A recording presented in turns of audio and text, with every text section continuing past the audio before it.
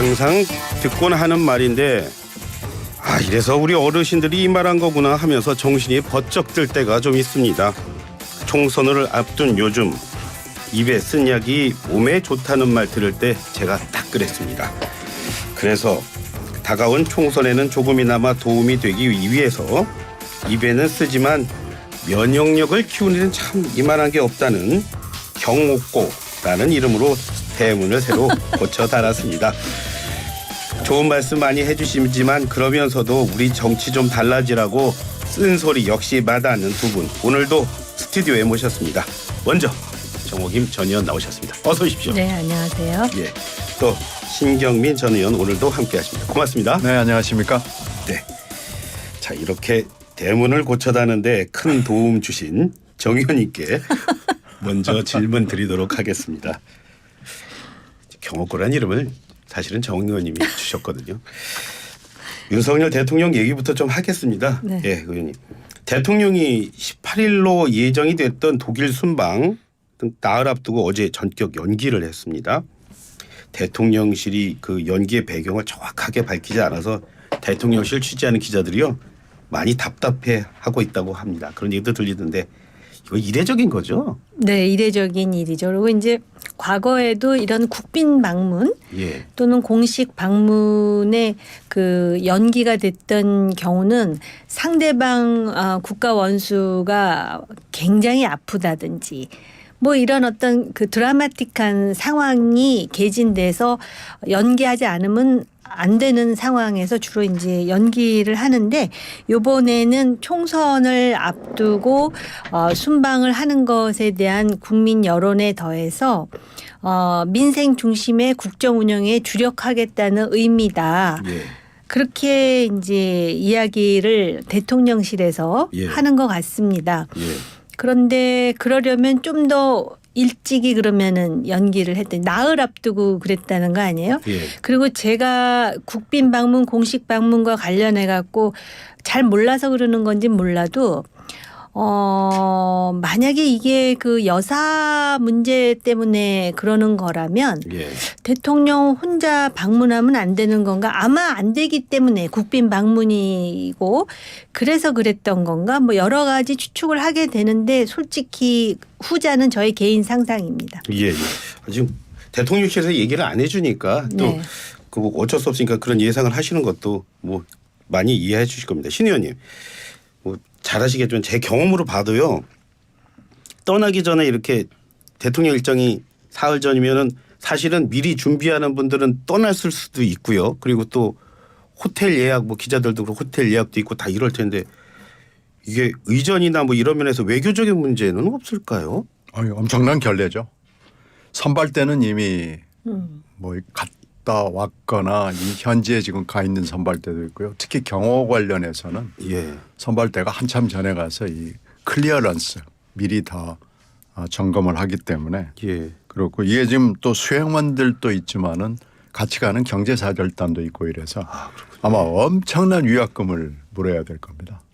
그리고 이 유럽의 호텔은 규정이 까다롭고 이게 충분히 미리 해서 이해할 수 있는 이유가 있다면 모르지만 이렇게 갑자기 하면은 예. 거의 풀차지 그러니까 요금을 거의 다 내게 될 거예요. 예. 그래서 아마 유럽의 이 호텔비는 정말 살인적이거든요.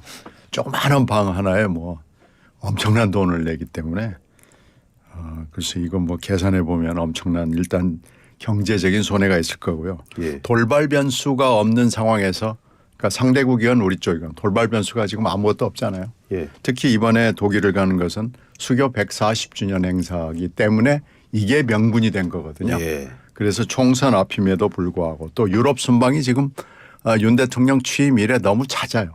예. 유럽은 너무 멀기 때문에 가면은 이렇게 몇 나라를 묶어서 가는데 이렇게 한두 나라를 해가지고 이렇게 가는 경우는 좀 드물거든요.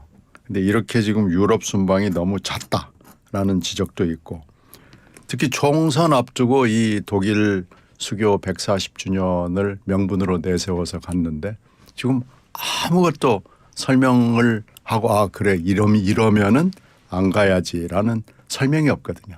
그러니까 이제 자꾸 그 영부인하고 연관지어서 하는 여러 가지 루머들이 돌아다니고 있는 거죠. 그래서 이거 외교적으로 큰 부담입니다. 정 의원님이 또 뭐 예상을 좀 해주셨으니까 뭐 어쩌습니다. 신 의원님도 왜 이런 결정을 했을까요? 외교적인 변수는 없는 것 같아요. 그러니까 이건 이렇게 지금 억측이 나돌 수밖에 없는 상황이고요. 이 상황을 뭔가 좀 맺고 끊으려면은 분명한 이유를 한 가지라도 돼야 될 겁니다. 예. 근데 뭐 도저히 우리들 머리로는 짐작이 안 갑니다. 정 의원님, 대통령이 유명하신 분입니다. 김채환 국가공무원 인재개발은 정말이죠. 이분이 개인 채널에서 60억대 자산가 김건희 여사에게 300만 원짜리 핸드백이 그게 눈에 들어왔겠냐 그런 말을 했다고 그럽니다. 이 사람이 원래 유튜브 하던 사람 아닌가요? 그래서 처음에 임명될 때도 이게 그 여사 찬스를 쓴 게 아니냐 뭐 이것도 뭐 억측일 수 있습니다만 예. 그런 얘기까지 나온 인물이었어요. 예. 그런데 아니나 다를까 이렇게 이거는 이제 사고라고 저는 생각을 합니다. 이런 사고를 친 거예요 지금. 그래서 60억대 자산가 김건희 여사가 300만 원짜리 핸드백이 눈에 들어왔겠냐. 그리고 또 내용을 보면은 이게 뭐 샤넬이나 에르메스도 아니고 디오르다 뭐 이런 말도 있어요. 예. 디오르인데 뭐 그게 문제냐라는 취지인 것 같은데요. 예. 이 대통령 주변에 있는 사람들의 가장 큰 문제는 말입니다. 예. 자기도 어쨌든 공직을 수행하면서 그 공직의 그 소비자가 국민이고 또 청자가 국민이라는 걸 망각할 때가 있어요. 예. 그러니까는 국민이 듣는다고 생각한다면 이런 얘기를 이렇게 경솔하게 했겠습니까? 마치도 그 듣는 사람이 대통령 부부라고 생각을 하니까 오히려 대통령 부부에게도 큰 누를 끼치는 이런 식의 주장을 하지 않겠습니까? 예. 이거는 제가 볼 때는 기본적으로 국가공무원 인재개발원장이 왜 이런 말을 하는지도 도저히 이해가 안 가는 데다가 예. 이러한 자체가 대통령이나 대통령 부인에게 전혀 도움이 안 되는 얘기거든요. 예. 그래서 정말 안타까움을 넘어 개탄스러움을 넘어 분노가 이를 정도예요. 왜 이런 말을 해가지고 더군다나 지금 정치의 시절이기 때문에 굉장히 예민합니다. 예. 총선이 얼마 남지 않았는데 이런 거 하나하나도 상당히 영향을 끼칠 수 있다라는 점에서 분노가 이는 사람들이 보수층에 꽤 많을 것 같아요. 이게 국가공무원 인재개발원장이 신임 중요한 자리죠? 아니 이게 지금 공무원들이 계속 교육을 받으러 댕기는 이것을 관장하는 부서기 때문에 예. 바쁠 텐데요. 바쁘죠. 근데 이 쓸데없는 소리를 하는데 이런 걸 아부라고 하는 수준이기 때문에 이분은 처음부터 자격 시비가 있었어요. 별로 그렇게 인재를 더군다나 개발할 수 있는 이런 분이 아니니까. 그리고 뭐 경력이랄 게 사실은 별게 없는 분이고요. 그런데 지금 뭐 어쩌고 저쩌고 해가지고 딱 포장을 해서 여기다 갖다 놨는데 이번 이 발언으로 보고 아 이분은 역시 자격이 모자라는 예. 이런 걸 아부라고 생각하는 수준이라고 그러면은 인재 개발은커녕 자기 개발도 안 돼 있는 사람이기 때문에 예. 집으로 가서 자기 개발이나 하는 게 맞는 것 같습니다. 신 의원님이 저렇게 거친 단어를 쓰셔서 저는 솔직히 지금 깜짝 놀라고 있습니다. 신 의원님, 자 그런데 이런 가운데 말이죠. 검찰이 공직선거법 위반 혐의로 이재명 더불어민주당 대표 배우자입니다. 김혜경 씨를 불구속 기소했습니다. 민주당에서는 그런 말 하는 것 같아요. 2만 원 정도 식사한 거 가지고 이거 너무한 거 아니냐. 이렇게 세게 불만 표시하던데요. 선거법은요. 커피 한 잔 가지고도 기소합니다. 특히 뭐 여러 가지 각종 선거가 있는데 국회의원 선거는 물론이고 시구의원 선거에서도 커피 한 잔 때문에 곤욕을 치르는 사람들이 있어요. 그러니까 그거 가지고 시비를 걸 건 아니고요. 그러면 이걸 좀 신속하고 정확하게 수사를 해서 김혜경 씨를 기소를 했으면 이런 말이 안 나올 텐데요. 예. 너무 시간을 끌었어요. 이게 지금 언제적 얘기를 인제사 와서 하는 거냐라는 거고요. 이 10만 원 정도다 어쩌다 하는 것은 이건 민주당이 잘하는 대응은 아니에요. 다만 이 정도를 가지고 불구속 기소를 했을 것 같으면은 다른 사람, 가령 대통령 부인 뭐 이런 것도 엄정하게 해서 김혜경 씨도 구속하고 영부인도 기소하고 뭐 이런 식으로 해서 분명하게 수사를 정확하게 했으면 검찰 보고 그래 공정하고 엄정하구나 뭐 이런 얘기를 들을 텐데 이제 이런 것 때문에 검찰이 욕을 먹는 겁니다. 그러니까 편파적으로 누구는 어떻게 하고 누구는 또 뭐 모른 체 하고 이러기 때문에 기소와 불기소권을 남용을 하는 조직이다라는 거죠. 그런데 이게 민주당이 이렇게 대응을 하는 것은 저는 맞지 않다고 보고요. 김혜경 씨 부분은 앞으로도 지금 수사할 거리가 또 있을 거고 이게 지금 결국 남편인 이재명 지사 시절에 일어난 일이기 때문에 예. 그것도 지금 수사를 할 거 아니겠어요. 예. 그래서 계속 이게 지금 연결이 돼 있기 때문에 이 부분을 가지고 이렇게 반응을 보이는 건 저는 맞지 않다고 봅니다. 그래서 아까 제가 말씀드린 이 형평성의 문제 예. 그리고 검찰이 사건을 이렇게 묵히는 것은 좋지 않은 관행입니다. 그래서 그런 것을 가지고 얘기하는 것은 할 만한 얘기인데 이렇게 반응을 보이는 건 맞지 않아 보입니다. 지금 신 의원님 잠깐 말씀하셨는데 그렇다면 정 의원님 그 이 대표에게 또 다른 사법 리스크가 이렇게 추가된 거라고 볼 수 있는 건가요? 어떻게 봐야 되나요? 이건? 그러니까는 그 전에 왜 내부 고발자에 의해서 예. 무슨 뭐 제사상에서부터 초밥에서부터 당뇨 환자용 샌드위치 고기 우리가 외울 정도잖아요.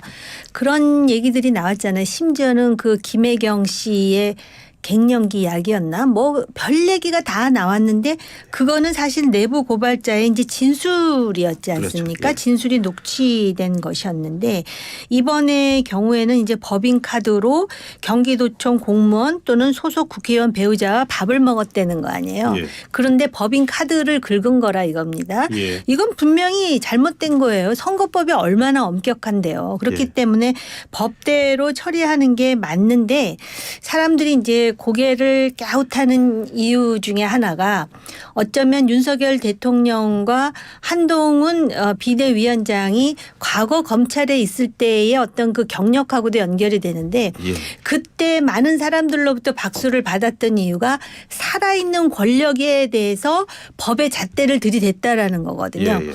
그러면 지금도 현재 살아있는 권력에 대해서 똑같이 형평성 있는 법의 잣대를 대기를 기대하는 것인데 그게 아닌 것 같다라는 의혹을 제기하다 보니까 예. 지금 이거는 당연히 불구속 기소의 대상임에도 불구하고 민주당 내에서도 그런 볼멘 소리가 나오고 또 이제 그 소위 어느 당에 편향되지 않은 사람들 입장에서도 이거 자체가 잘못됐다라는 게 아니라 그렇다면 김건희 여사는 하고 문제 제기를 하는 그 분위기가 분명히 있습니다. 예. 정 의원님 지금 사법 리스크 얘기 나오니까 이분 얘기 좀 해야 되겠습니다. 이제는요. 한때 이재명 대표의 측근이라고 불러야 되는 분인 것 같아요. 유동규 네. 전 성남도시개발공사 기획본부장 말씀드리는 건데 이분이 개항을 해서 출마를 선언했습니다. 네. 소속 정당은 전광훈 목사가 주축인 자유통일당이고요. 이건 어떻게 봐야죠? 그러니까요. 이런 코미디가 어디 있어요. 아니 당장 어떤 생각이 드냐면 여기 지금 뭐죠? 명룡대전이라 그럽니까?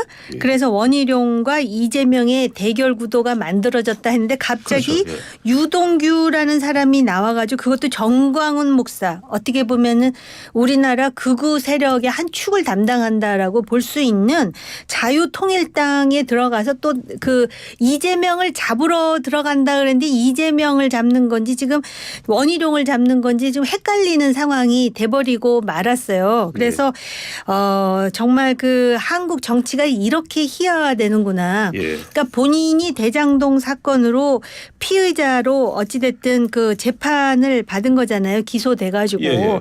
그랬으면은 재판을 성실하게 받고 진실을 얘기하고 여기서 좀 산뜻하게 끝났으면 좋겠는데 갑자기 정치판에 들어와가지고 이재명을 잡겠다.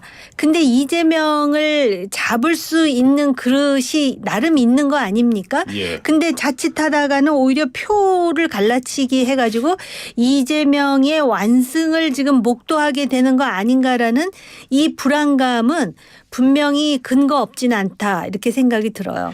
지금 정 의원님 말씀하신 게 신의원이 그거잖아요. 그러니까 그 구구 정당 쪽으로 갔으니까 장유통일당 소속이니까 가게 되면은 오히려 가서 원희룡 전 장관의 보수표를 더 가져갈 수 있다. 뭐 그거 얘기하시는 거죠? 아니 만약에 완주를 하게 된다면 예. 양쪽의 표를 가져가겠죠. 예, 예. 양쪽 표를 어느 정도나 가져갈지 모르지만 분명히 원희룡 표, 이재명 표를 갉아먹을 거예요. 많이 갉아먹는 쪽이 이제 손해를 보게 되는 건데 어느 쪽이 더 손해 본다? 둘 다 아마 조금씩 할 때 근데 이게 이제 결정적 요인은 안 될 아니죠. 거예요. 예. 그러나 이제 금방 말씀하신 대로 희화화되고 이거 정치판이 좀 코미디화되고 예. 그러니까 이제 이게 뭐가 하여튼 한국 정치가 잘못됐다는 걸 눈으로 보여주는 건데요. 저는 예. 완주는 하기 어려울 거라고 봐요. 예. 틀림없이 어느 순간에 원희룡 장관을 지지하는 선언을 하면서 그만두게 될 텐데 그렇게 되면 이재명 대표에게 상당히 큰 타격을 줄 수는 있겠죠. 그리고 이게 20만 정도의 작은 선거이기 때문에 예. 유동규 씨가 돌아다니면서 온갖 얘기를 다 할 거 아니겠어요. 그렇게 되면 지역구가 들썩들썩할 겁니다. 그래서 이게 아마 계양을이라는 지역구가 굉장히 심각한 혼란 속으로 들어가게 될 가능성이 높고요. 물론 전국적으로 주목은 많이 받겠지만 예. 정치는 거의 뭐 코미디 수준으로 전락하게 될 겁니다. 그러니까 현장에서 마이크로 들리는 소리 들으면 좀 별 얘기가 다 나올 거다 그 말씀. 아이고 뭐 아마 우리들이 유튜브에서 들었던 얘기 다 나올 거예요. 잠시만 숨 고르고 오겠습니다. 네, 이슈 피플 2부 이어가도록 하겠습니다. 이 시간 신경민 전 의원 그리고 정오김 전 의원과 함께하고 있습니다. 본격적인 얘기 나누기 전에요. 좀 녹취 먼저 듣고 가겠습니다. 준비돼 있죠? 시스템 공천이라는 미명하에 다시 그 시스템마저도 표적 맞춤형 공천 시스템을 설계해 나왔다는 아쉬운 심정 가눌 길이 없지만 이제 우리 당의 시스템 공천 결과를 받아들이려 합니다. 우리 당 승리의 미랄이 될 수 있다면 저는 기꺼이 네, 지금 들으셨지만 강하게 반발했던 김성태 전 의원이요. 국민의힘 공관위 결정을 수용을 했습니다. 정 의원님. 자, 이렇게 되면 이른바 한동훈식 시스템 공천 자리를 잡아가고 있다 이렇게 봐도 될까요? 아직 끝나지 않았기 때문에 조금 더 지켜봐야 될 것 같아요. 왜냐하면 이제 수도권을 지금 하는데 단수 공천이 상당히 많아요. 근데 원래 우리가 예상하기로는 전략 공천을 하면은 한 50군데 하지 않겠느냐. 50군데도 상당히 많다 그랬는데 예. 지금 보면은 단수 공천 수치를 보더라도 적지 않은 수치가 지금 단수 공천이거든요. 예. 이게 단수 공천은 시스템 공천하고 좀 거리가 있죠.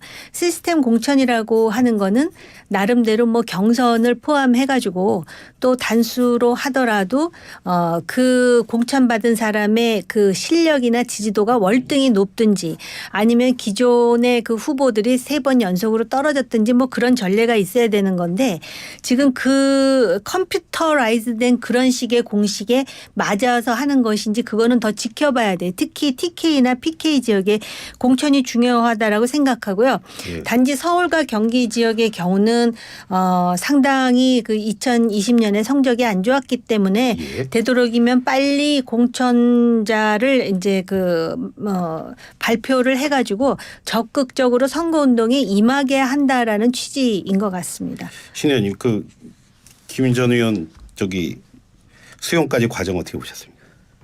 그래서 처음에는 굉장히 세게 나가던데 바로 꼬리를 내렸어요. 예.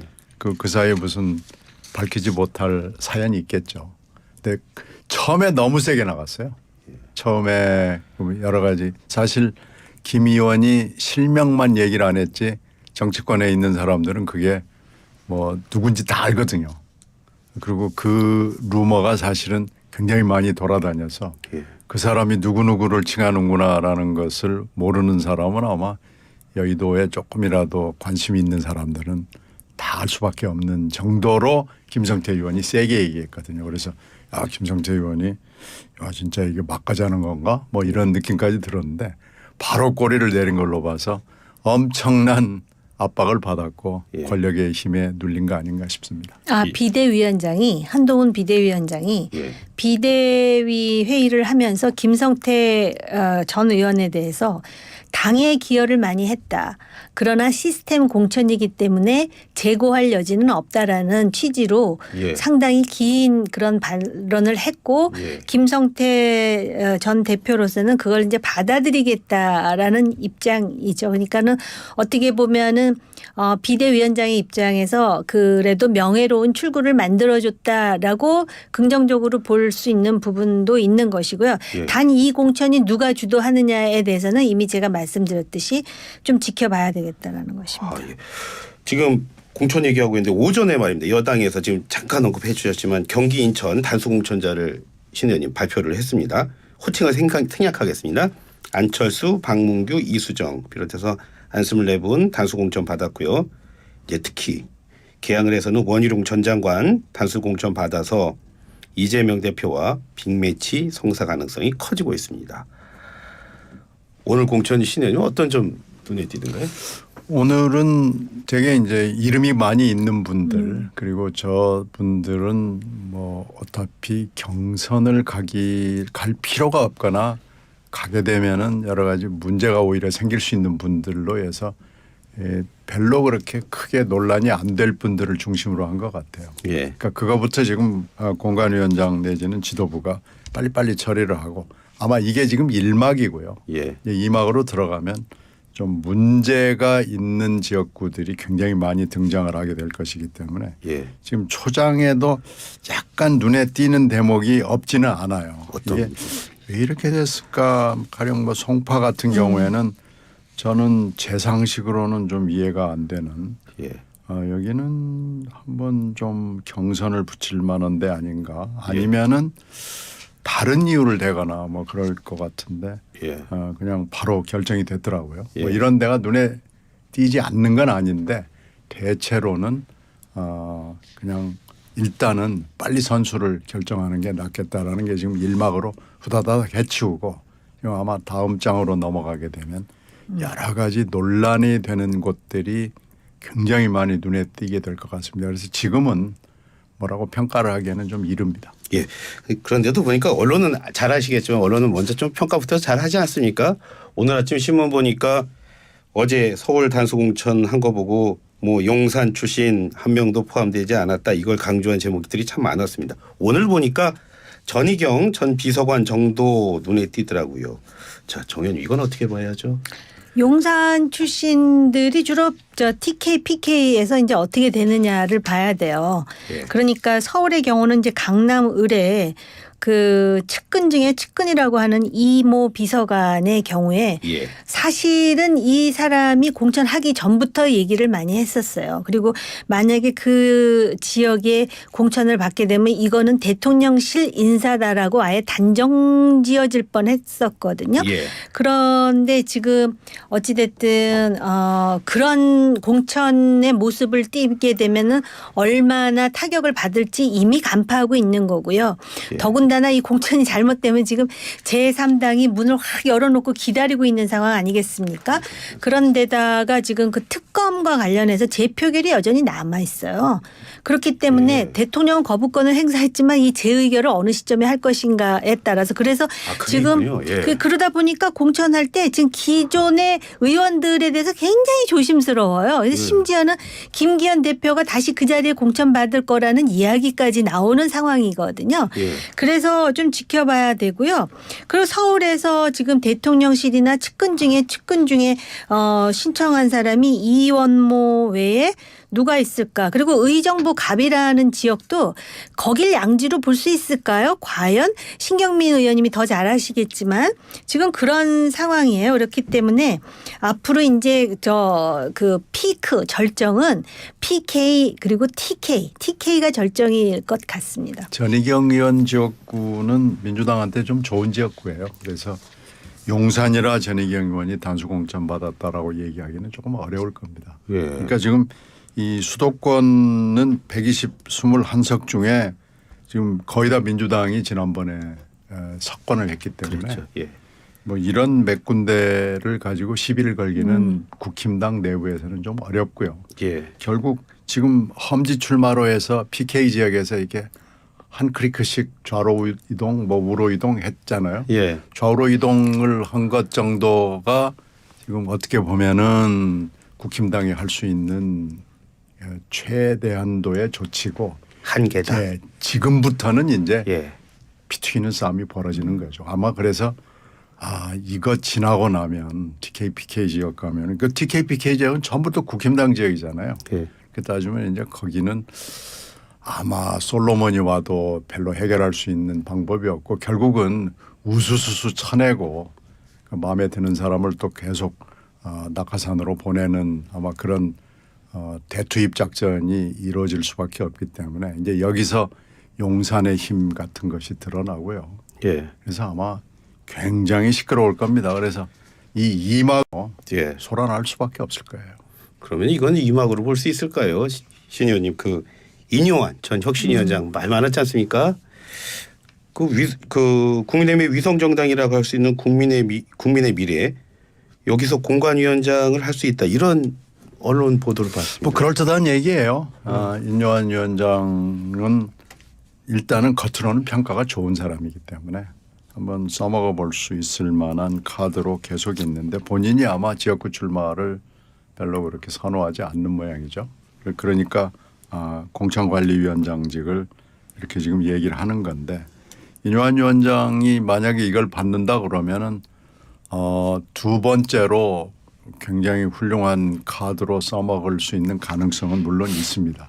받을지 안 받을지 모르지만 저는 이분이 지난번에 하는 걸 보니까 정치 쪽에는 뭐 그렇게 싹 맞지는 않는 것 같아요. 그래서 뭐 본인이 알아서 하시겠지만 이제 그만하시는 게 본인 이미지 관리를 위해서 맞지 않나 싶습니다. 정 의원님 어떻게 보세요? 그 4년 전에 한선교의 난이 있었기 때문에 비례대표진 국민의 미래인가요?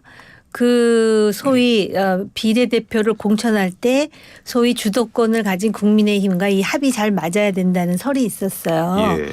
근데 지금 인요한 전 혁신위원장 얘기가 나온다니까 저는 지금 언뜻 어떤 생각이 드냐면 그러면 이번 공천은 대통령실인가 그 생각이 들었어요. 왜냐하면 인요한이라는 사람을 이철규가 추천을 하고 또 김한길 위원장하고도 친하고 예. 그러면서 항상 여기저기 다니면서 했던 말이 뭐냐면은 온돌방론을 제시하면서 뭐 선을 그어서 그 위로는 올라가지 않는다 해서 절대로 대통령에 대해서 단 한마디 싫은 소리를 안 했던 인물이 바로 미국계 한국인 인요한입니다. 그런데 이분을 공천관리위원장직을 맡긴다라는 설이 돈다면 그리고 진짜 맡게 된다면 그리고 비례대표가 얼마나 중요해요. 10몇 명이 나오는 자리인데 예. 그렇기 때문에 저는 언뜻 제 생각이 다 맞지는 않을 거예요.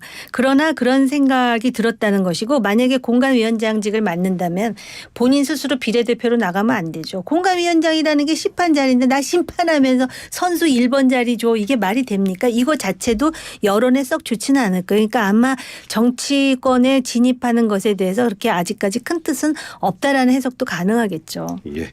자 그러면 이번엔 이야기하겠습니다. 현장의 목소리부터 듣도록 하겠습니다. 떡잎이 져야 새순이 자랍니다. 새 가지가 또 다른 새 가지를 위해서 양보해야 합니다. 장강의 물은 뒷물결이 앞물결을 밀어냅니다. 신 의원님 지금 이재명 대표 얘기 들었습니다. 이 얘기 듣고요. 다들 이런 해석 많이 하더라고요. 공천의 물갈이 폭이 클 거다. 그 얘기를 지금 다 돌려서 한 거라는 얘기를 많이 하던데 신 의원님도 비슷하신 의견이십니까? 그러면 지금 하는 비유가 전부 다 갈아치우겠다는 거 아니에요? 그리고 지금 몇 군데 컷오프가 나왔는데 그 컷오프의 패턴이 있어요. 그러니까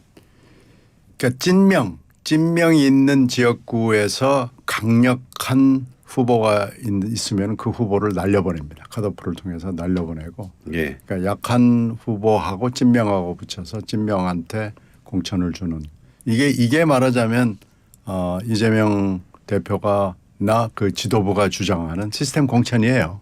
그러니까 이렇게 간다는 얘기고 계속 지금 뭐 떡잎이니 장강의 물이니 하는 얘기가 그런 얘기이기 때문에 이건 뭐 메시지는 분명한 거죠. 예. 그 메시지에 깔려 있는 것은 두 가지입니다. 예. 방탄에 도움이 안 되는 사람은 일단 공천 주기 어렵다는 얘기고요. 그리고 이재명 대표가 이제 4월에 연장선상에서 8월 전당대회를 보고 있기 때문에 예. 8월 전당대회에서 이재명 후보가 직접 나설지 아니면은 다른 후보가 될지는 그건 이제 모르겠지만 말하자면 다음 당권에 걸림돌이 되는 사람들은 안 되겠다는 거거든요. 예. 그렇게 따지면 그건 곧바로 또 대통령 후보하고 연결이 되기 때문에요. 예. 그렇게 저렇게 따지면 공천의 기준이라는 것은 뭐 포장은 근사하게 지금 여러 가지 뭐 떡잎이다 뭐 장강의 물이다 돼 있지만 이 두 개의 기준에 따라서 전당대회와 방탄 두 개의 기준에 따라서 결정이 될 가능성이 매우 높습니다. 그러니까 총선을 넘어서 대권 도전까지 보고서 한 일이다. 그렇죠. 8월 당권 그리고 그 다음에 이어서 이제 대권까지 바라보는 굉장히 장대하고 장구한 포석이 있는 거죠. 정 의원님 보세요. 그러니까 결국은 다 물갈이하고 내 사람으로 채우겠다라는 거를 떡잎이 져야 새순이 자란다고 했는데 저는 떡잎 얘기를 듣는 순간 과연 누가 떡잎인가. 떡잎으로 말할 것 같으면 대장동 떡잎, 백현동 떡잎, 성남 FC 떡잎에다가 선거법 위반 떡잎 진짜 네잎클로바 수준인데 본인은 그런데 그런 문제에도 불구하고 포장이 근사하다는데 포장도 안 근사해요. 그러면서 다른 사람한테 일일이 전화를 해가지고 당신 이제 그만하라 그랬다는 거 아니에요? 문학진 전 의원을 포함해서 그게 어떻게 시스템 공천이에요. 그러니까는 양당이 말은 시스템이라고 거창하게 했지만 저는 두 당 다 시스템 공천이 아니라고 생각을 해요. 그런데 적어도 한동훈 같은 경우는 내 자신이 불출마하겠습니다 하면서 칼질을 하는 거고 여기는 뭐 장강에다가 뭐 좋은 말은 다 갖다 들이댔는데 나는 그냥 개항해서 하고 당신들 그만두시오잖아요. 이게 모양이 납니까? 명분도 그렇고요. 떡잎 세순하는 자체가 저는 개인적으로 그렇게 와닿질 않았어요. 예. 정 의원님 그 아침 신문 자세히 좀 살펴볼 수밖에 없는데요. 제가 방송 진행하면서요. 그런 기사들을 좀 봤어요. 그러니까 여당에서 대통령실 직원들 많이 나오는 거와 마찬가지로 이번에 보니까 이재명 대표 경기도 지사할 때 함께 일했던 분들이 이번에 출사표 많이 냈고 또 지금 분위기로 봐서 그분들 공천 많이 받을 거다. 뭐 그런 지적도 있던데요. 그거를 지금 합리화하기 위해서 지금 뭐 떡잎 얘기, 새순 얘기 그 사람들이 새순인 거예요. 이재명 대표로 볼 때는. 그리고 지금 그 소위 과거에 전대협 출신 뭐 해가지고선 지금 뭐 임종석 전 실장서부터 시작을 해갖고 지금 치워내고 싶은 거예요. 예. 그러니까 본인은 어떤 전문가도 그 얘기를 하던데 지금 전대협은 가고 한 총련이 지금 들어서는 것이다라는 얘기가 나올 정도로 본인이 성남시장하고 경기지사 할 때 자신의 어떤 정치적 기반에서 자신을 돕거나 측근으로 행세했던 사람들을 많이 투입시키고 싶은 거예요. 왜냐하면 아직도 사법 리스크가 있기 때문에 바깥에서 볼 때는 굉장히 강력한 1인 체제라고 생각하는데 본인은 항상 취약하다고 느낀다는 거 아니겠습니까? 그 이유가 뭐냐면 다른 사람은 몰라도 본인 자신만큼은 자기 자신에 대해서 너무 정확히 알 거 아니에요. 그러니까 취약하다고 생각하는 뭔가가 있겠죠. 그러다 보니까 자기 사람들을 더 많이 심고 싶은 것이고 그러다 보니까 친문 우선 치우고 그래서 친문 중에 가장 그 강력한 걸림돌로 되는 사람들은 이미 스스로 나갔잖아요. 탈당을 했잖아요. 그다음에 이제 그 안에 친문뿐만이 아니라 친명도 치우는 거예요. 왜냐하면은 이재명 대표에게는 친명보다도 더 중요한 찐명이 있거든요. 그러다 보니까 우리 앵커 말씀하시는 지금 그런 분위기로 그러면서 시스템으로 어떻게 뭐 포장을 할지는 모르겠지만 지금 보면은 분위기가 그렇게 가고 있어요. 근데 그렇게 가가지고는요. 자칫 잘못하면 민주당이 표를 잃을 수도 있어요. 그러니까 지금 민주당의 원로들이 그 경고를 지금 하고 있지 않습니까? 예. 저기 오전에 그 민주당 또 공천 보니까 공관위가요. 고민정, 홍익표, 김두관 의원 등 10명 단수 공천하기로 했고요. 또 오후에는 뭐 전략 공천 심사 결과가 신 의원님 나온다고 그래요. 근데 그렇죠. 신 의원님 임종석 전 실장, 추미애 전 장관 민주당 공천 받을까요? 그래서 이건 정말 아무도 모르죠. 추미애 장관은 받을 것 같아요. 추미애 장관은 받는데 어느 지역으로 받느냐가 이제 중요하죠. 추미애 장관은 주긴 주는데 본인이 그나마 좀 원하는 지역으로 전략 공천이 될 수 있을지가 관심거리인데요. 지금 임 실장 경우에는 지금 아무도 예측을 못하는 상황인데 이건 발표를 좀 보고 얘기를 해야 될 것 같아요. 예.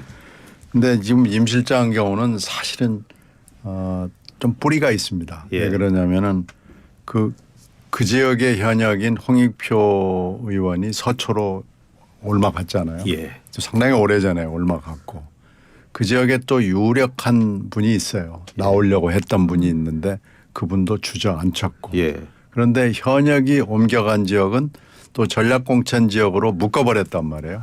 그러니까 전략공천 지역에는 또 공천 신청을 할 수가 없게 돼 있으니까 수학 같습니다. 네. 그러니까 이게 지금 복잡하게 돼 가지고 근데 지금 임종석 전 의원은 전 비서실장은 이 지역을 예전에 홍익표 의원이 오기 전에 거기서 했기 때문에 예. 이 지역을 매우 잘 알고 그리고 여러 가지 지금 어떻게 정지 작업이랄까요? 이런 것들이 지금 임종석을 위해서 하는 것처럼 쫙 정리가 돼 있는 상황이거든요. 그러니까 임종석 실장은 거기를 갈 수밖에 없는 상황이고 그런데 이걸 이제 만약에 어떻게 할 것인지 아니면 다른 지역으로 임종석 실장을 공천을 한다면 그것은 이제 뭐 공천을 안 주겠다는 얘기나 마찬가지가 되기 때문에 매우 복잡한 상황입니다. 지금 추미애 전 장관 얘기하니까 또 이분 생각이 나는데 녹취 준비돼 있죠?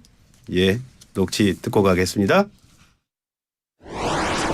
4월 10일은 무도하고 무능한 윤석열 정권을 심판할 뿐만 아니라 복합 위기에 직면한 대한민국을 다시 일으켜 세우는 계기가 되어야 합니다.